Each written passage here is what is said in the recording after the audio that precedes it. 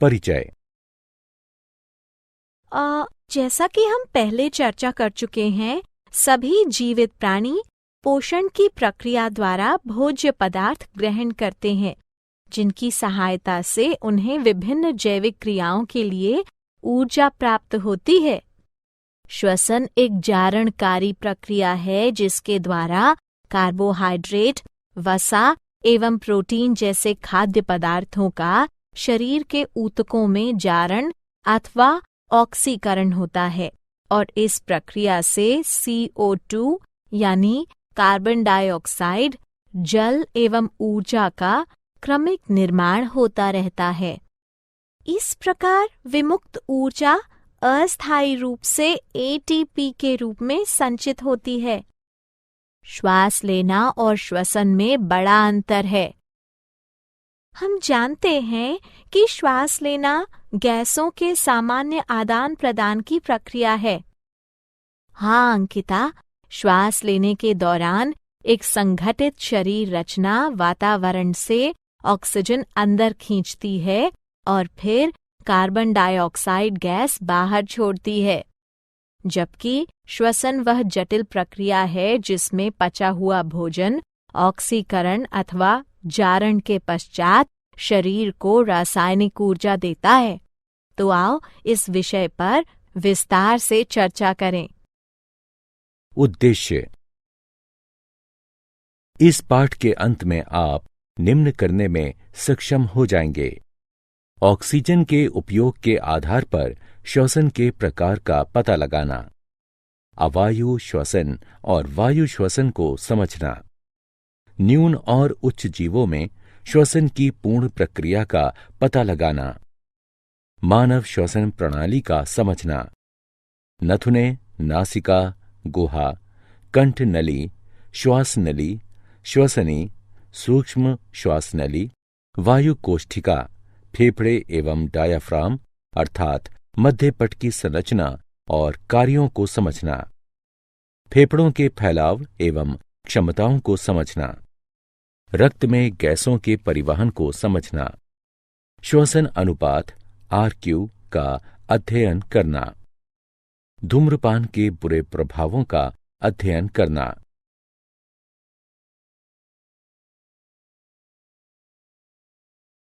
श्वसन के प्रकार। श्वसन दो प्रकार के होते हैं, अवायु श्वसन एवं वायु श्वसन। अवायु श्वसन वह श्वसन है जिसमें श्वसन के लिए ऑक्सीजन की आवश्यकता नहीं पड़ती, जबकि वायु श्वसन में श्वसन के लिए ऑक्सीजन की आवश्यकता पड़ती है। क्या आप जानते हैं कि उच्च जीवों में श्वसन की संपूर्ण प्रक्रिया अर्थात बाह्य श्वसन, आंतरिक श्वसन एवं कोशिकीय श्वसन क्षमता होती है। अवायु श्वसन। जब ऐसी श्वसन प्रक्रिया जिसमें बिना आणविक ऑक्सीजन के उपयोग के ही भोजन का ऑक्सीकरण हो जाता है, तो ऐसे श्वसन को अवायु श्वसन कहा जाता है। अवायु श्वसन के कुछ सामान्य उदाहरण हैं जीवाणु, खमीर, परजीवी कृमि जैसे त्रिमुख गोल कृमि, फीता कृमि, फैसियोला आदि। सूक्ष्म जीवों में अवायु श्वसन के स्थान पर सामान्यतः किण्वन शब्द का प्रयोग किया जाता है। सूक्ष्म जीवों अथवा उनके एंजाइमों की सहायता से कार्बोहाइड्रेट्स एवं अन्य कार्बनिक यौगिकों का अवायवीय टूटन द्वारा एल्कोहल, कार्बनिक अम्ल, गैस आदि में परिवर्तित होने की प्रक्रिया को किण्वन के रूप में परिभाषित किया जाता है।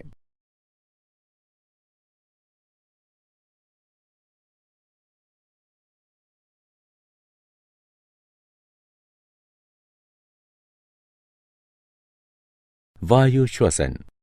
जब श्वसन के लिए ऑक्सीजन का उपयोग होता है तो इसे वायु श्वसन कहा जाता है।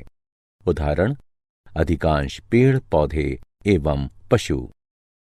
क्या आप जानते हैं कि जब हमारी मांसपेशियों की कोशिकाओं में ऑक्सीजन की कमी होती है तो पाइरूवेट लैक्टिक अम्ल में रूपांतरित हो जाता है। इसमें भी 3 कार्बन अणु होते हैं। अगर हम अचानक कुछ करते हैं तो लैक्टिक एसिड के निर्माण के कारण हमारी पेशियों में अकड़न पैदा हो जाती है। बाह्य श्वसन। बाह्य श्वसन वह प्रक्रिया है जिसके द्वारा रक्त एवं वायु के मध्य गैसों का आदान प्रदान होता है। यह एक भौतिक प्रक्रिया है। इसमें केवल ऑक्सीजन ग्रहण एवं कार्बन डाइऑक्साइड का उत्सर्जन होता है। यह प्रक्रिया 2 चरणों में संपन्न होती है, उत्प्रेरण यानी सांस लेना एवं उच्छ्वासन। उत्प्रेरण वह प्रक्रिया है जिसके द्वारा स्वच्छ वायु फेफड़ों में प्रवेश करती है।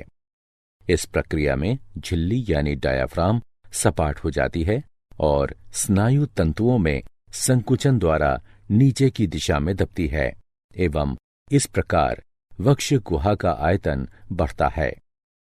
बाह्य पसलियों के बीच की मांसपेशियां पसलियों एवं उरोस्थि में ऊपर एवं बाहर की दिशा में संकुचन एवं खिंचाव उत्पन्न करती हैं और इस प्रकार वक्ष गुहा का आयतन बढ़ जाता है। उच्छ्वासन वह प्रक्रिया है जिसके द्वारा फेफड़ों से कार्बन डाइऑक्साइड गैस यानी CO2 को बाहर निकाला जाता है। डायाफ्राम यानी झिल्ली के स्नायु तंतु जब शिथिल पड़ते हैं तो यह उत्तल आकार ग्रहण कर लेते हैं और तब वक्ष गुहा के आयतन में भी कमी आ जाती है। बाह्य पसलियों के बीच की मांसपेशियां जब शिथिल हों और पसलियों में भीतर की तरफ एवं नीचे की दिशा में खिंचाव उत्पन्न करें तो इस प्रकार वक्ष गुहा के आयतन में कमी आती है।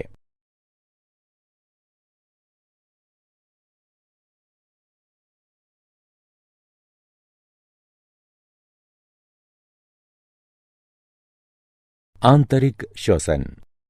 आंतरिक श्वसन वह प्रक्रिया है जिसके द्वारा रक्त एवं ऊतक द्रव और ऊतक द्रव एवं कोशिकाओं के बीच गैसों का आदान प्रदान होता है।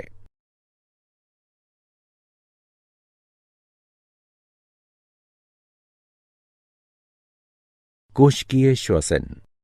कोशिकीय श्वसन वह प्रक्रिया है जिसमें कोशिकाएं चयापचय के लिए ऑक्सीजन यानी O2 का उपयोग करती हैं एवं अवशेष के रूप में कार्बन डाइऑक्साइड यानी CO2 उत्सर्जित करती हैं।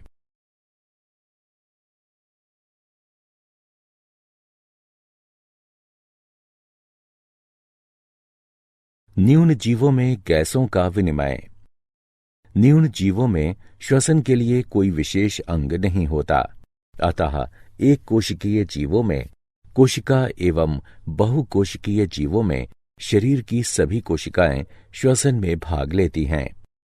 सभी कोशिकाएं सीधे तौर पर जल से संपर्कित रहती हैं, इसलिए आसपास के जल में घुले ऑक्सीजन का शरीर की कोशिकाओं के कार्बन डाइऑक्साइड से सीधा विनिमय होता है। इसे त्वचा श्वसन के नाम से जाना जाता है। कोशिकाओं के माइटोकॉन्ड्रिया में जो ऑक्सीजन रहती हैं उसका उपयोग शर्करा के ऑक्सीकरण में होता है और इससे CO2 जल एवं ऊर्जा समृद्ध अणुओं का निर्माण होता है। कुछ सामान्य उदाहरण हैं अमीबा, पैरामीशियम, स्पंज एवं कोलेंटेरेट।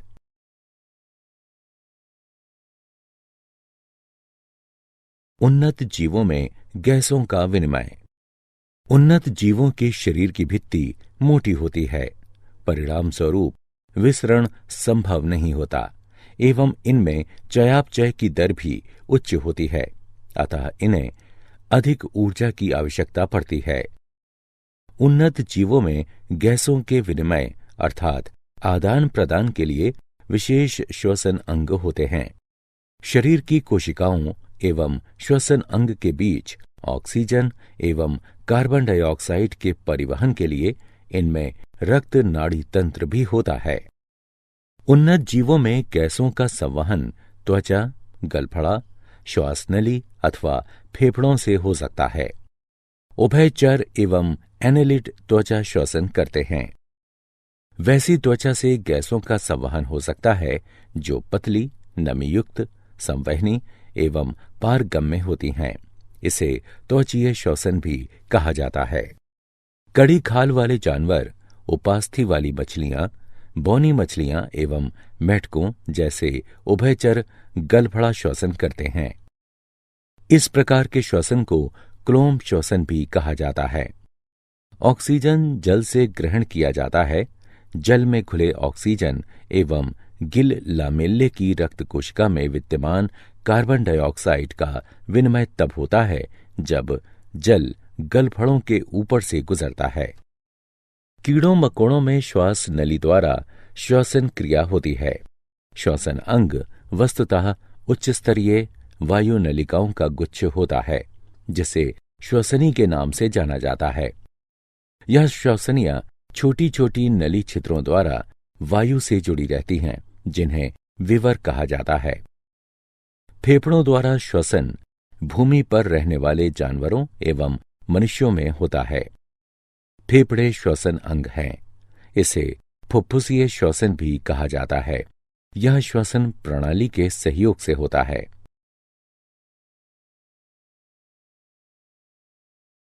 मानव श्वसन प्रणाली। मानव श्वसन प्रणाली का संरचनात्मक एवं कार्यात्मक संवहन वाला भाग अत्यधिक जटिल है। मम्मेलियन श्वसन प्रणाली अर्थात स्तन ग्रंथि से जुड़ी श्वसन प्रणाली में नथुने, नासापट के प्रत्येक ओर एक गुहा, कंठ नली, श्वास नली, श्वसनी, श्वासोप नलिका, वायु कोष्ठिका, फेफड़े, डायाफ्राम, मध्यपट अथवा झिल्ली सम्मिलित हैं।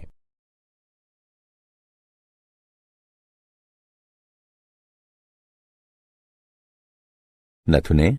नाक के दोनों छिद्रों को नथुना कहते हैं। यह संयुक्त रूप से नासिका कक्षों में जाकर खुलती हैं।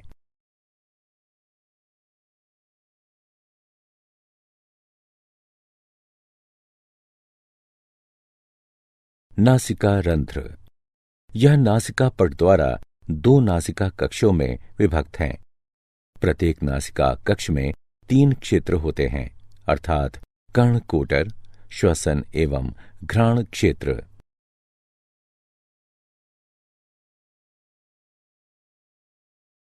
कंठ नली।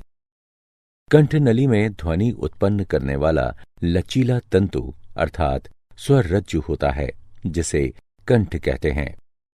स्त्री और पुरुष की कंठ नली के आकार में थोड़ा अंतर रहता है। पुरुषों में यह बड़ा एवं प्रभावी होता है और इसीलिए पुरुषों की कंठ नली को टेंटुआ कहा जाता है। मनुष्य की कंठ नली में कंठद्वार, उपास्थि, कष्ठिका अस्थि, थायराइड झिल्ली, स्वर रज्जु, स्वर यंत्र, स्नायुबंध और मांसपेशियां होती हैं। कंठद्वार ग्रसनी में जाकर खुलता है, जो कंठ नली से जाकर मिलती है।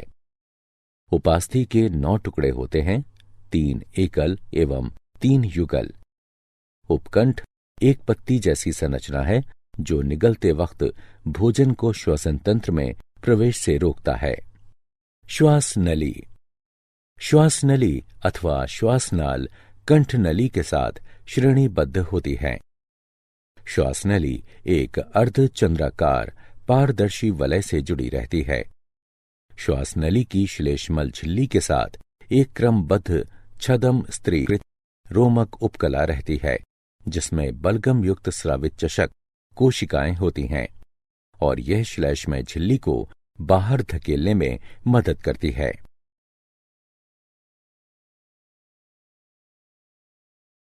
श्वसन नलियां। श्वसनी बहुवचन श्वसनिया, विशेषण श्वसनी संबंधी।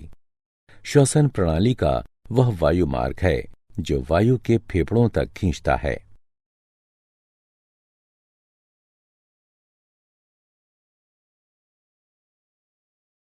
श्वासोप नलिका।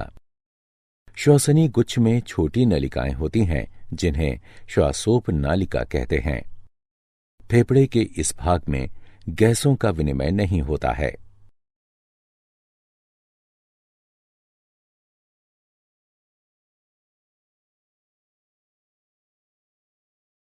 वायु कोष्ठिका। वायु कोष्ठिकाएं फेफड़ों की परम संरचनात्मक एवं शारीरिक इकाइयां हैं। वायु कोष्ठिका गैसों के विनिमय के लिए विसरण द्वारा बहुत बड़ी सतह जैसे स्तनधारियों की आंत में विली उपलब्ध कराती हैं। गैसों का विनिमय वायु कोष्ठिकाओं की श्वसन झिल्ली में सर्वत्र होता है।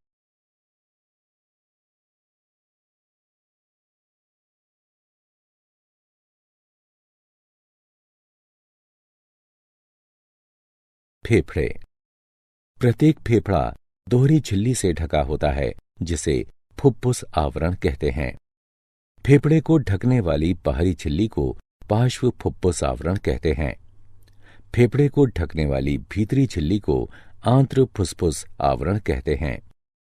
मनुष्य के दाहिने फेफड़े में 3 परलिकाएं होती हैं एवं बाएं फेफड़े में 2। डायाफ्राम अर्थात मध्यपट। डायाफ्राम अर्थात मध्यपट गुंबदाकार मांसपेशीय संरचना है जो वक्ष एवं उदर गुहाओं को एक दूसरे से अलग करते हैं। डायाफ्राम स्तनधारियों की विशेषता है। डायाफ्राम की आपूर्ति मध्यच्छद नसों द्वारा की जाती है।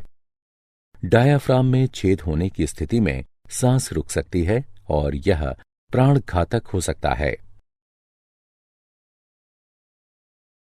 श्वसन एवं फेफड़े का आयतन एवं क्षमताएं। 4 प्रकार के श्वसन आयतन होते हैं। ज्वारीय आयतन अर्थात टाइटल वॉल्यूम यानी टीवी, श्वास ग्रहणात्मक निग्रह आयतन अर्थात इंस्पिरेटरी रिजर्व वॉल्यूम यानी आईआरवी, श्वास निस्सरण निग्रह आयतन अर्थात एक्सपायरेटरी रिजर्व वॉल्यूम यानी ईआरवी एवं अवशिष्ट आयतन अर्थात रेसिड्यूल वॉल्यूम यानी आरवी। इसी प्रकार 4 श्वसन क्षमताएं भी होती हैं। श्वास ग्रहणात्मक क्षमता अर्थात इंस्पिरेटरी कैपेसिटी आईसी, कार्यात्मक अवशिष्ट क्षमता अर्थात फंक्शनल रेसिड्यूल कैपेसिटी एफआरसी, महत्वपूर्ण क्षमता अर्थात वाइटल कैपेसिटी यानी वीसी एवं फेफड़ों की क्षमता अर्थात टोटल लंग कैपेसिटी यानी टीएलसी। श्वास गति को अंकित करने वाले यंत्र को स्पाइरोग्राम कहा जाता है।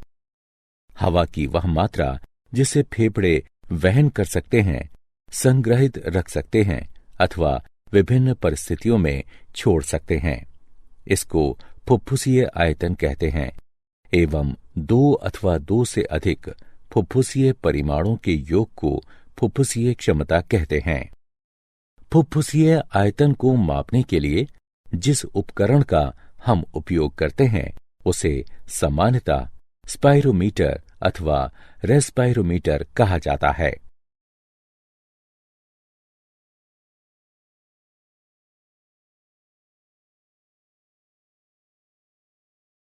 रक्त में गैसों का परिवहन। ऑक्सीजन का परिवहन रक्ताणु में उपस्थित श्वसन वर्णक यानी हीमोग्लोबिन आरबीसीज की सहायता से रक्त द्वारा 98.5% ऑक्सीजन O2 का परिवहन होता है। हीमोग्लोबिन के एक अणु में ऑक्सीजन के अधिकतम 4 अणु होते हैं। 1 ग्राम हीमोग्लोबिन में लगभग 1.34 ml ऑक्सीजन यानी O2 होता है। इस प्रकार 100 ml शुद्ध रक्त में 20 ml ऑक्सीजन होता है। कार्बन डाइऑक्साइड का परिवहन। रक्त द्वारा कार्बन डाइऑक्साइड का परिवहन ऑक्सीजन की तुलना में बहुत आसान होता है, क्योंकि कार्बन डाइऑक्साइड की जल में घुलनशीलता का स्तर उच्च है। परिवहन के दौरान कार्बन डाइऑक्साइड का 7% प्लाज्मा में विघटित हो जाता है, जबकि 23% कार्बामिनो हीमोग्लोबिन के रूप में एवं 70% बाइकार्बोनेट के रूप में। अधिकांश कार्बन डाइऑक्साइड का प्लाज्मा में परिवहन सोडियम बाइकार्बोनेट के रूप में रक्त द्वारा होता है।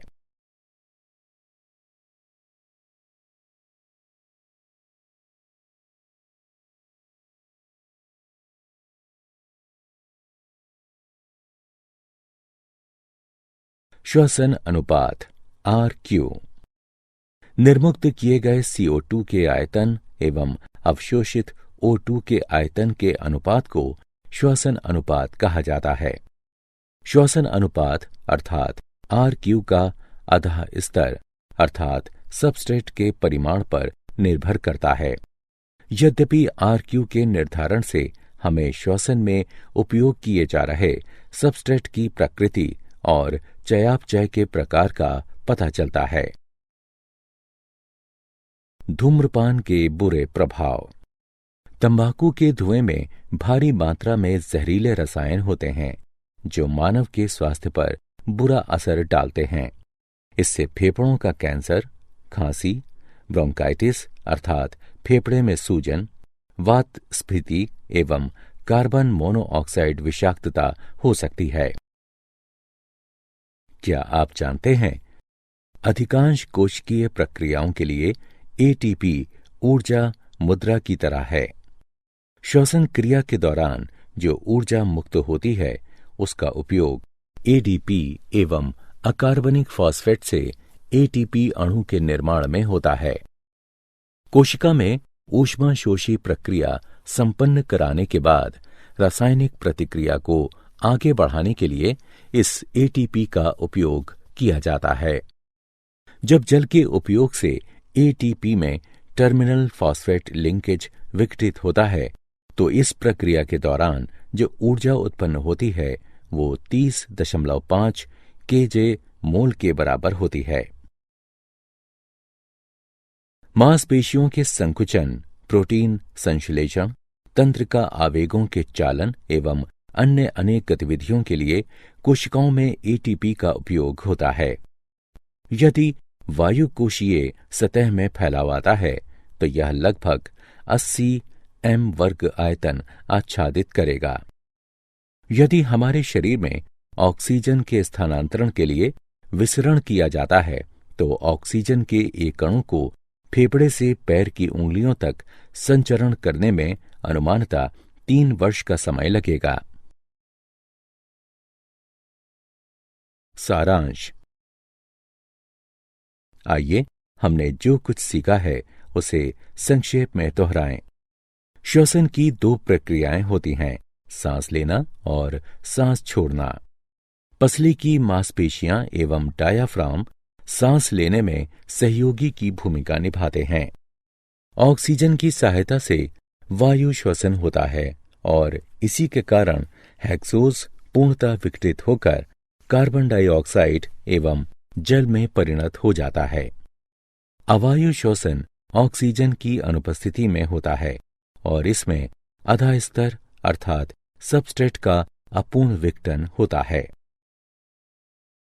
न्यून जीवों में त्वचा श्वसन जबकि उच्च जीवों में श्वसन के लिए विशेष श्वसन अंग होते हैं, जैसे एनालिड में त्वचा, कीटों में श्वास नलिये, उभयचरों में फेफड़े एवं त्वचा, कड़े खोल वाले जानवरों अर्थात क्रस्टेशियनों एवं मछलियों में गलफड़ा और स्तनपायियों, पक्षियों एवं सरीसृपों में फेफड़े। मानव की श्वसन प्रणाली का गठन नासिका छिद्रों, नासिका कक्ष, कंठद्वार, श्वास नली, श्वसनी एवं फेफड़ों के अंदर ब्रोंकियल इंटरकॉम के मिलने से होता है। तंबाकू के धुएं में भारी मात्रा में जहरीले रसायन होते हैं जो मानव के स्वास्थ्य पर बुरा असर डालते हैं। इससे फेफड़ों का कैंसर, खांसी, ब्रोंकाइटिस अर्थात फेफड़े में सूजन, वात स्फीति एवं कार्बन मोनोऑक्साइड विषाक्तता हो सकती है।